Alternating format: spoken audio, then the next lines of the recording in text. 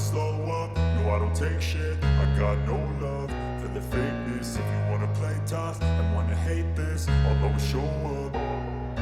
I don't ever slow up, no I don't take. Marc Marquez kena sial, motor terbakar lengkapi drama tengah hari di Sepang. Hari pertama tes pramusim MotoGP 2024 di sirkuit Sepang, Malaysia diringi beberapa drama, salah satunya melibatkan rekrutan anyar Gresini Racing yakni Marc Marquez. Para pembalap MotoGP mulai turun ke lintasan dengan agenda tes pramusim yang digelar selama 3 hari yang dimulai pada hari ini, Selasa, tanggal 6 Februari tahun 2024. Berbeda dari tes Sakedon pada pekan kemarin yang hanya diikuti tes rider dan rookie saja, agenda hari ini sudah bisa dijalani oleh pembalap reguler dari seluruh tim. Sesi hari ini berlangsung cukup dramatis dengan hadirnya beberapa insiden, salah satunya yang menimpa Marc Marquez dengan tim barunya Gresini Racing. Pembalap berjuluk Baby Alien itu mengalami nasib sial saat menggeber kuda besinya, Ducati Desmosedici saat mengawali kiprahnya hari ini. Motor Marquez tersebut terhenti saat dirinya melaju di tikungan 4 sirkuit Sepang saat outlap yang membuatnya harus bekerja dari awal lagi. Hingga tengah hari yakni pukul 11.50 waktu Indonesia Barat, Marc Marquez menempati urutan ke-20 dengan menorehkan waktu terbaiknya 2 menit 0,321 detik. Torehan pembalap asal Spanyol itu terpaut tipis 0,056 detik saja dari sang juara bertahan Francisco Bagnaia, Ducati, yang berada satu strip di atasnya meski sempat mengalami crash. Ya, juara bertahan musim lalu tersebut juga mengawali sesi ini dengan tidak mudah di mana dia tersungkur ketika berupaya melibas tikungan 11. Tikungan itu kembali memakan korban, kali ini Raul Fernandez dari Trackhouse Racing juga merasakan crash horor yang membuat kuda besinya terbakar di area gravel. Mendapatkan dampak yang luar biasa dari kecelakaan tersebut, rider Spanyol itu sempat terlihat kesakitan sebelum dirinya dikabarkan baik-baik saja. Insiden terpisah yang terjadi di tikungan 11 itu sempat membuat red flag atau bendera merah dikibarkan dan sesi dihentikan untuk sementara waktu. Sementara itu, pembalap andalan Pramac Racing, Jorge Martin menduduki posisi pertama hingga tengah hari dengan waktu lap terbaiknya 1 menit 57,951 detik. Dia unggul 0,269 detik atas rookie atau pembalap pemula musim ini yakni Pedro Acosta dari tim Gas Gas Tech 3. Menggenapi 3 besar, Fabio Di Gianantonio juga tampil mengesankan di bawah bendera Pertamina Enduro VR46 Racing Team.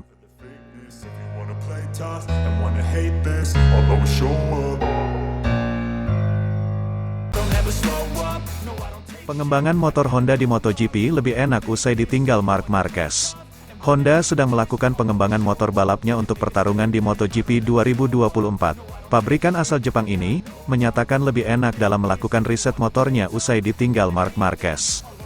Setelah membela Honda selama 11 tahun lamanya, Marquez akhirnya pergi dan memilih gabung dengan Gresini Racing. Pada musim ini, pembalap asal Spanyol itu pun akan menunggangi motor Ducati Desmosedici GP23. Waktu masih membela Honda, Marquez menjadi sumber pengembangan motor dari pabrikan berlambang kepak sayap ini karena sebagai pembalap utama. Sayangnya, Honda gagal bersaing di papan atas dalam beberapa musim terakhir. Kini, Marquez sudah pergi dan Luca Marini masih menggantikan posisinya. Pembalap tes Repsol Honda, Stefan Bradl, menilai hadirnya Marini bisa memberikan masukan pengembangan motor Honda karena pernah memakai motor lain. Pekerjaan untuk pengembangan akan lebih terbuka. Marc Marquez merupakan satu-satunya yang selalu berkonsultasi dan didengar. Ini berlangsung sampai saat terakhir, kata Stefan. Sekarang, kami mendapatkan banyak masukan berkaitan dengan motor dari pabrikan lain lewat Johan Zarco dan Marini, yang mana sangat penting. Dan, mereka bilang pada kami apa yang bagus dan apa yang buruk mengenai motor kami. Kami sudah mendapatkan umpan balik yang pertama, lebih banyak lagi akan datang di Sepang. Pungkasnya, MotoGP sendiri sudah mulai menggelar tes pramusim di Sepang, Malaysia, mulai 1-3 Februari tahun 2024, sedangkan seri pembuka MotoGP 2024 akan digelar Qatar pada tanggal 10 Maret mendatang di sirkuit Losail.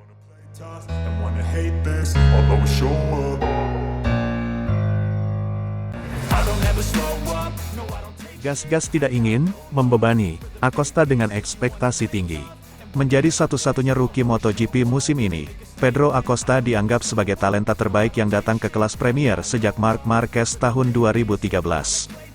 Juara dunia Moto3 sebagai rookie dan Moto2 pada musim keduanya di kategori menengah, Acosta tiba di MotoGP dengan motor yang bisa kompetitif sejak awal. Namun manajer tim Nicolas Goyon mengatakan ekspektasi yang dibebankan ke Acosta harus realistis.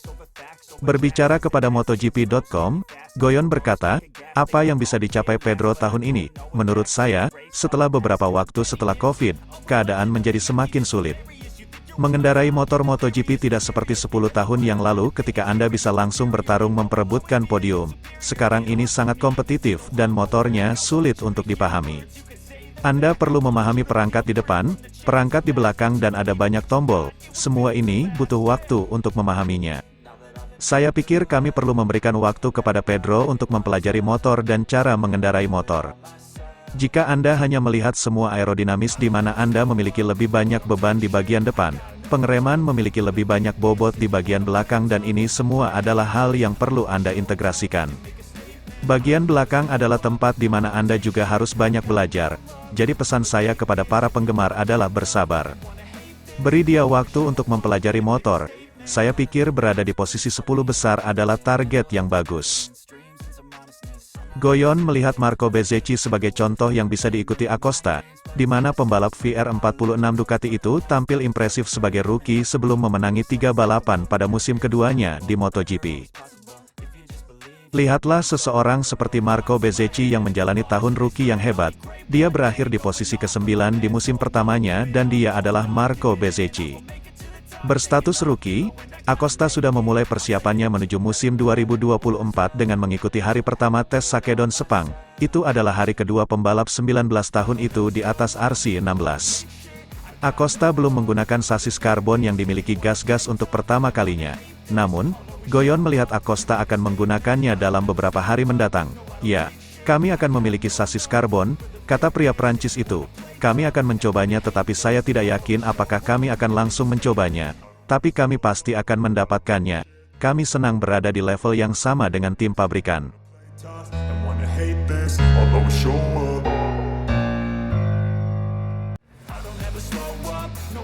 Marquez diperingatkan bos Ducati untuk balapan tanpa kecelakaan, ini larangan keras. Marc Marquez telah dengan tegas diberitahu oleh CEO Ducati bahwa mereka menginginkan balapan tanpa kecelakaan musim ini. Kedatangan Marquez ke Ducati berpotensi menimbulkan kegaduhan di internal pabrikan Italia tersebut, salah satunya karena ia sudah terlibat insiden dengan beberapa pembalap papan atas mereka. Marquez menabrak Jorge Martin pada putaran pertama di Portimao tahun lalu, sebelum keduanya kembali terlibat kontak pada putaran final di Valencia. Marco Bezzecchi juga murka atas kecelakaan yang menurutnya disebabkan oleh Marquez di Valencia. Dan Marquez pun memancing kemarahan Johann Zarco atas insiden menakutkan di Sachsenring. CEO Ducati Claudio Domenicali ditanya Marca apakah Marquez akan mengganggu semua orang, dan dia menjawab, sudah pasti bahwa Marc akan mengganggu semua orang, juga di dalam Ducati, sudah pasti dia akan melakukannya, seperti Jorge. Untuk Pecco atau Enea, mereka tidak hanya memiliki Jorge atau Bezzecchi, atau Di Giannantonio, yang kini tampil sangat kuat, mereka juga akan memiliki Marc. Dengan satu lagi yang harus dikalahkan, hal itu akan menciptakan lebih banyak kebingungan, akan lebih sulit untuk mengalahkannya, tapi juga lebih menarik bagi semua fans. Semua fans ingin melihat Marc di Ducati, tapi bagi kami itu akan rumit. Kita harus melihat semuanya, ini akan menjadi rumit, akan menimbulkan kebingungan. Yang kita harapkan adalah balapan tanpa kecelakaan. Saya tidak terlalu suka kontak, karena berbahaya. Dari waktu ke waktu Marc sedikit seperti itu, Jorge juga. Itu sedikit seperti ini, pada balapan terakhir. Marc mengalami kecelakaan yang sangat buruk, dan Jorge yang melemparkannya ke dalam kecelakaan itu berbahaya. Dalam balapan ada batasannya dan kami harus memperhatikan batasan tersebut. Yang penting Race Direction bisa menjaga ketenangan pembalap, kalau ada yang melebihi batas akan langsung diberi sanksi. Itu sangat penting untuk keselamatan olahraga, karena kami adalah olahraga yang sangat penting yang ingin berkembang, dengan banyak penonton. Para juara, di trek, harus menjadi contoh bagaimana hal itu dicapai, keras, tapi jujur, bersih. Marquez menandatangani kontrak 1 tahun dengan Gresini Racing, yang memilih pembalapnya secara independen dari Ducati. Dia datang meskipun ada pernyataan dari Gigi D'Aligna menyatakan bahwa Ducati Diak membutuhkannya, meski Marquez membantah merasa tidak diinginkan. Domenicali berkata, Mark akan menjadi sekutu karena kami akan mendapat keuntungan besar dengan melihat cara dia mengendarai motor. Saya pikir baik Pecco, Jorge, dan Marco akan bisa berkembang dengan melihat cara Mark membalap, karena kami punya filosofi bahwa mereka membagikan semua data. Jadi dia pasti akan menjadi sangat kuat. Jika saya melihat perbedaan yang ia buat dibandingkan pebalap Honda lainnya, saya rasa ia akan tampil sangat kuat tahun depan. Jadi ia akan menjadi kandidat juara. Perebutan gelar, pastinya. And wanna hate this, I'll always show up.